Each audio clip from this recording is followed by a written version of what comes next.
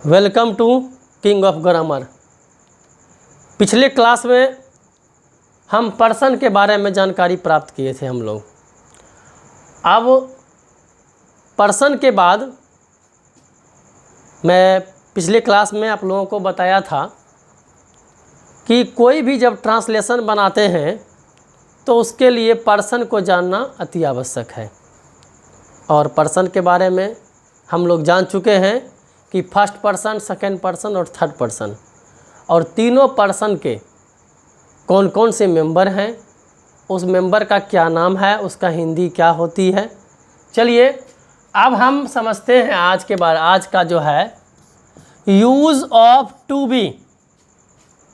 To be का मतलब होता है is, are, am, was, where.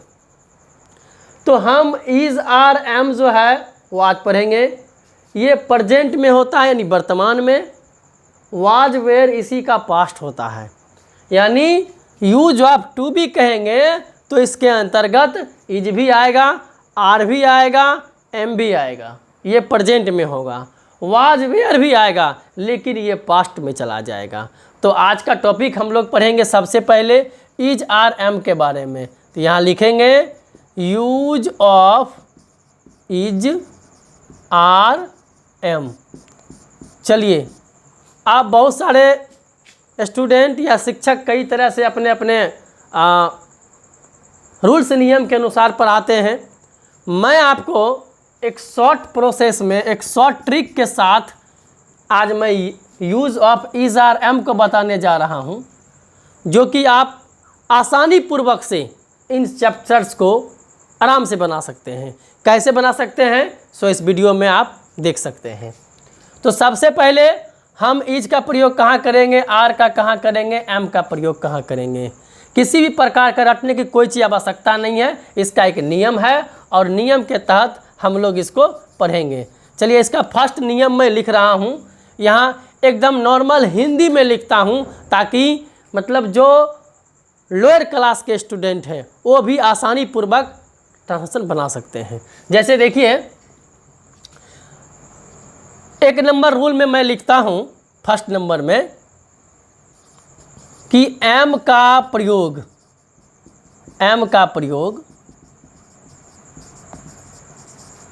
First person के सिंगुलर नंबर के साथ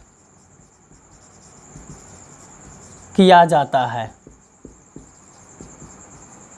गौर से समझेंगे कि एम का प्रयोग फर्स्ट पर्सन के सिंगुलर नंबर के साथ किया जाता है।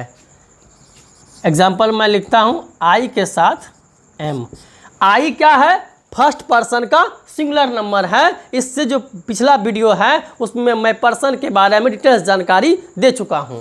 आप उस वीडियो को आराम से देखेंगे और पूरा वीडियो देखेंगे, बिल्कुल समझ में आ जाएगा कि आई क्या है। आई है फर्स्ट पर्सन। ये फर्स्ट पर्सन इजिए स्पीकर, बोलने वाले को फर्स्ट पर्सन कहते हैं और सिंगुलर नंबर में उसका होता है आई। और यहाँ पे मैं लिखा हूँ कि एम का प्रयोग फर्स्ट पर्सन के सिंगुलर नंबर के साथ किया जाता है, इसीलिए हम आई के साथ एम का प्रयोग करते हैं। चलिए दूसरा नियम लिखते हैं हम। इज का प्रयोग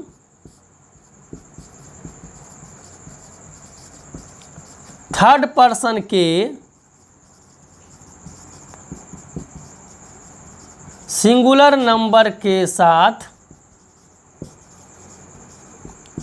किया जाता है।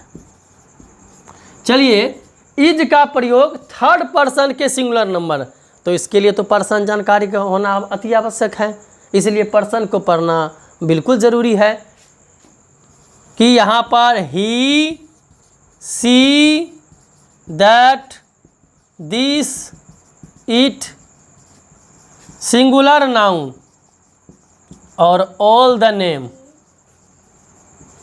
ऐसा रहेगा।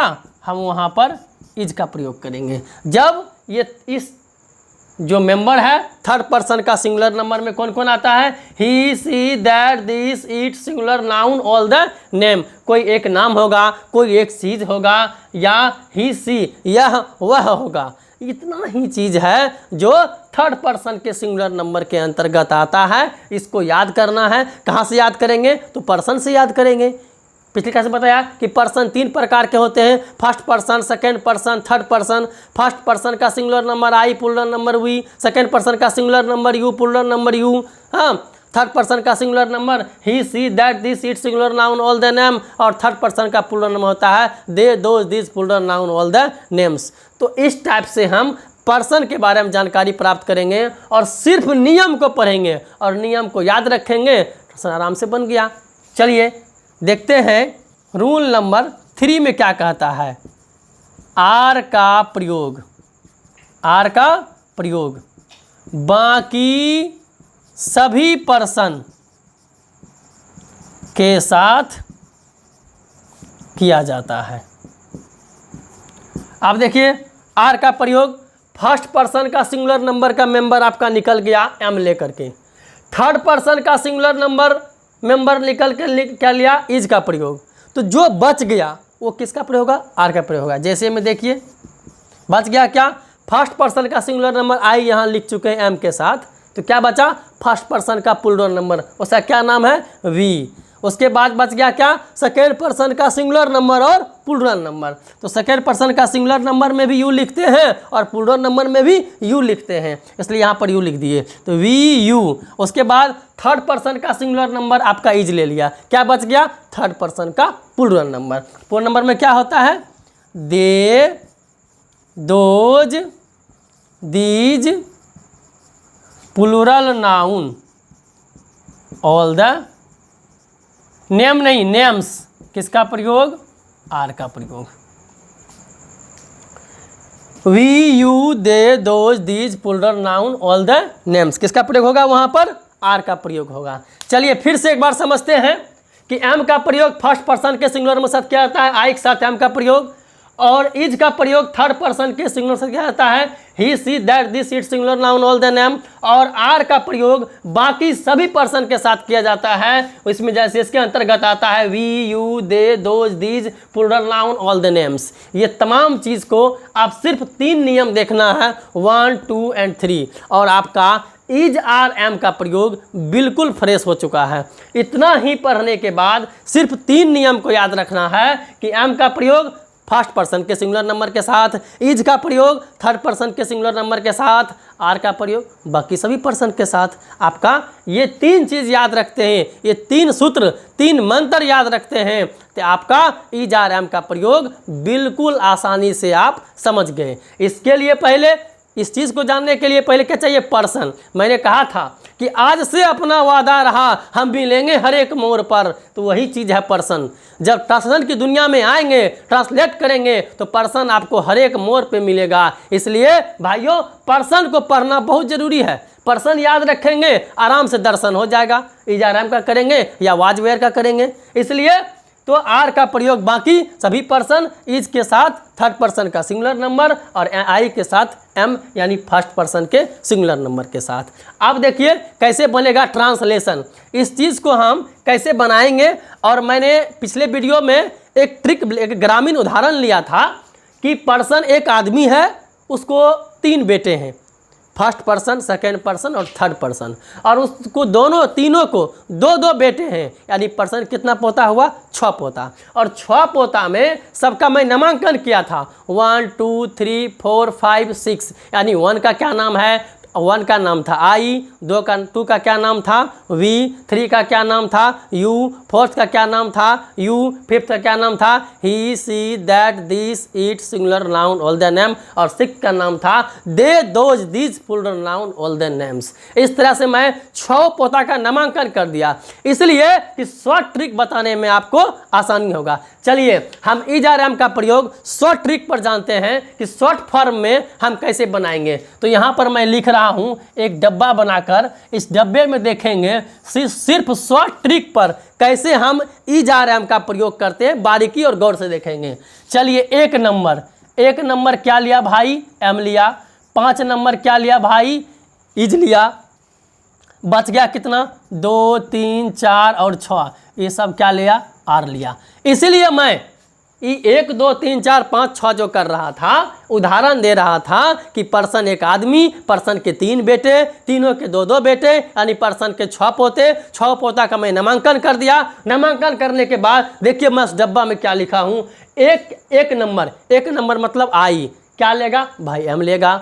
5 नंबर का क्या नाम है, तो he she that this it singular. 5 number कौन हुआ, थर्ड पर्सन का singular number, he she that this it singular noun all the name के साथ हम इज का प्रयोग करेंगे। बच गया क्या, 2 3 4 6, यानी कहने का मतलब हुआ फर्स्ट पर्सन का प्लूरल नंबर, सेकेंड पर्सन का सिंगुलर नंबर, सेकेंड पर्सन का प्लूरल नंबर और आपका थर्ड पर्सन का प्लूरल नंबर। इसलिए मैं शॉर्ट ट्रिक बता रहा था कि 1 के साथ एम, 5 के साथ इज, 2 3 4 6 के साथ आर का प्रयोग करना है। आप शॉर्ट ट्रिक वहाँ से भी समझ सकते हैं और नियम से भी समझ सकते हैं, दोनों चीज़ आपके सामने है। बिल्कुल समझने में जो आसान हो, आसानी से कैसे हम पढ़ेंगे, कैसे अंग्रेजी पढ़ना बिल्कुल आसान हो जाएगा। जब क्या, जब आपका ग्रामेटिकल पॉइंट जब मजबूत होगी, स्ट्रांग होगा, तो आप आराम से बना लेंगे। कोई किताब की आवश्यकता नहीं है, कोई सिस्टम की आवश्यकता नहीं है, सिर्फ आप बनाइए। मैं अपने वीडियो में एक से एक रूल्स को मैं जो फॉलो करवाऊंगा, उस रूल के फॉलो करते ही आपका किसी भी प्रकार का बुक की आवश्यकता नहीं पड़ेगी। आराम से सारा रूल्स फॉलो करेंगे, ट्रांसलेशन आपका बन के बिल्कुल तैयार हो जाएगा। तो सबसे पहले मैं बता देता हूँ आप ये कि आपका यूज ऑफ टू बी के अंतर्गत is, are, am, was, were समझ गए, और इज आर एम का प्रयोग कैसे होगा, ये 3 ट्रिक है और शॉर्ट फॉर्म में आपका वहाँ दे दिए हैं। चलिए आप एग्जाम्पल से मैं आपको समझाता हूँ कि कैसे इसको प्रयोग करेंगे। तो 1 नंबर से मैं चलता हूँ यहाँ पर कि मैं खुश हूँ, ऑक्सफोर्ड का पहला ट्रांसलेशन है। हम लोग तैयार हैं,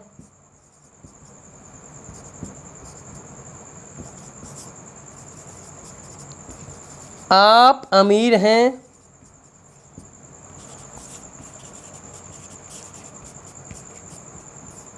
आप लोग गरीब हैं,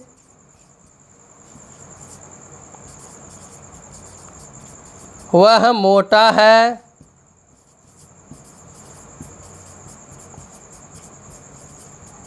वह मोटी है,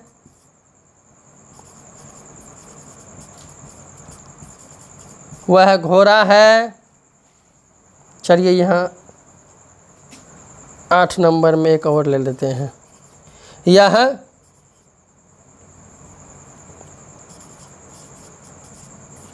कलम है,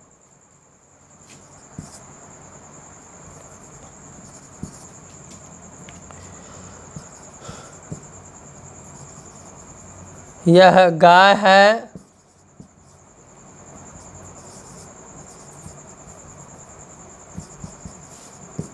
गाय काली है,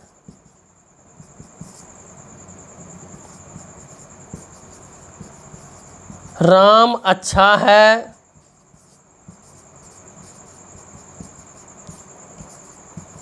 वे लोग ईमानदार हैं,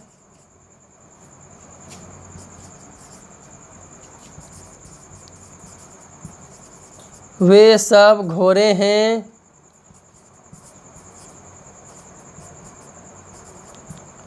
ये सब कलमे हैं,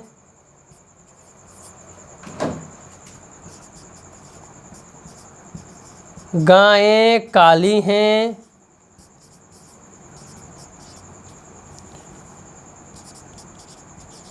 राम और लक्ष्मण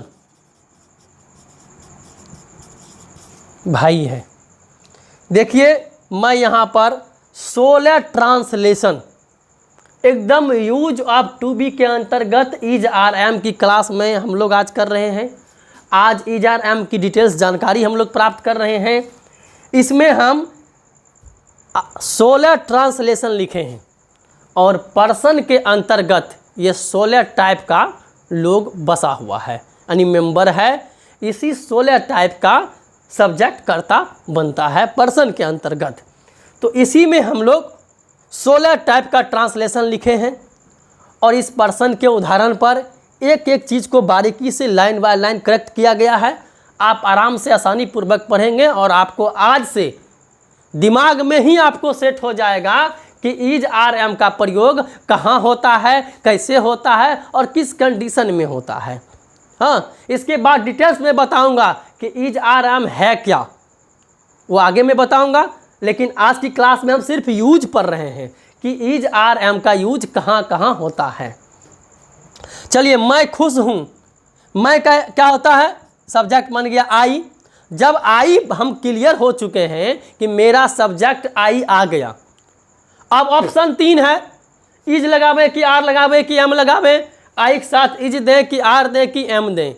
तो इसके लिए आपके बोर्ड पे ये तीनों नियम लिखा हुआ है कि एम का प्रयोग फर्स्ट पर्सन के सिंगुलर नंबर के साथ किया जाता है।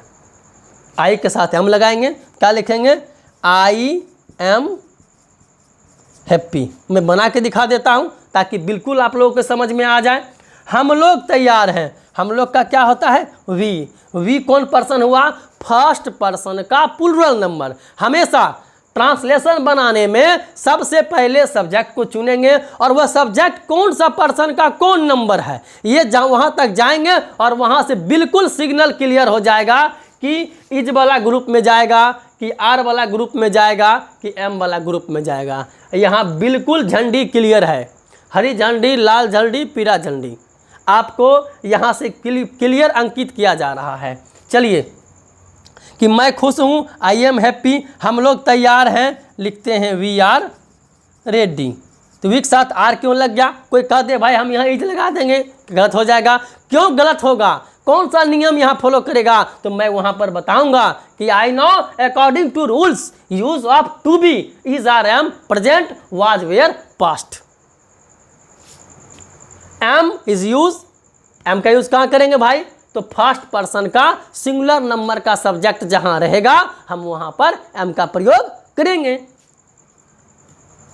आप अमीर हैं, you are rich, you are rich. तो यू के साथ आर कहाँ लग गया, तो यू आपका सेकेंड पर्सन का सिंगुलर नंबर हो या प्लूरल नंबर हो, वो किस में चला गया, बाकी सभी पर्सन में गया, तो वहाँ पर हम आर का प्रयोग करेंगे। आप लोग गरीब हैं, यू आर पुअर, ये भी आपका सही है।